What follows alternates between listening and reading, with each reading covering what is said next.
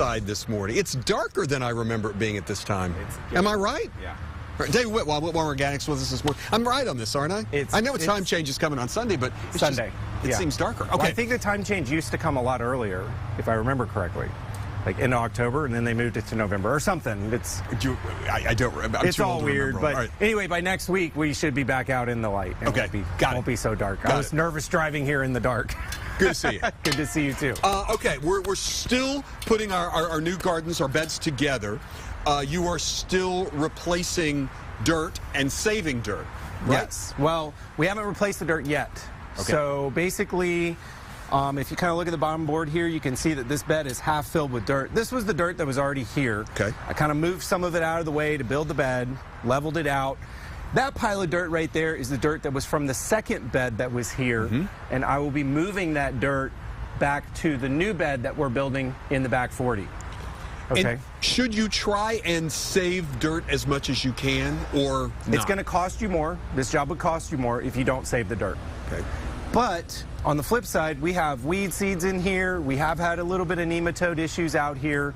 If we were on a big piece of property that had low spots and I had the funds, I would be actually probably removing all this dirt, filling in a low spot. But here at the news station, I don't really have anywhere to take it. Yeah. So we are going to kind of spread it out. But I'm trying to leave at least 6 inches for new dirt. Okay. So if I could, on a brand new bed, I would replace all the dirt.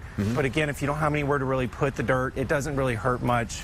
I would say at least 4 to 6 inches of good new soil. And besides dirt, besides the soil, we're also talking about irrigation. Yeah, so we're kind of repurposing the irrigation that was here.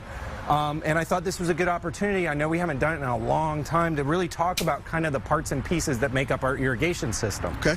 So I've pulled the timer. That's what this is right here. It's a hose end timer. Screws into a hose bib right there. Our hose bib is right back there. And then it comes out right here. So this is actually, you know, an electrical timer. It runs on a battery. And then the water will come out here when it turns on. So basically there's just a conversion piece right here that screws in. And then the black pipes that we kind of run our irrigation through, which is this stuff right here. I'm sure most people have seen this. It'll actually squeeze right into there.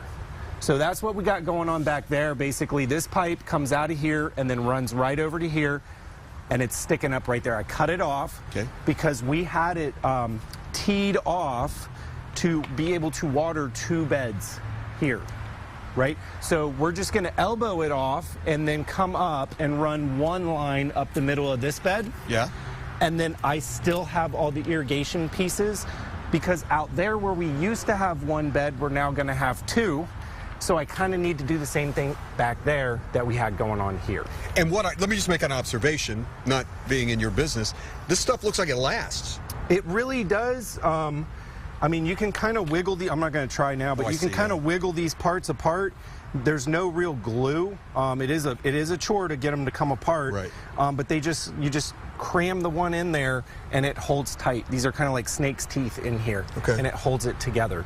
So yeah, I will be able to repurpose all of this for both of our new gardens. Which is always a great thing to be able to do with some sort of plastic stuff. Absolutely. All right. Hey, good to see you. We got to run. Good to see you too. Thank you. Take care. Have a good one. See you next week. Stay dry tomorrow. Yeah. You're going to be out in it.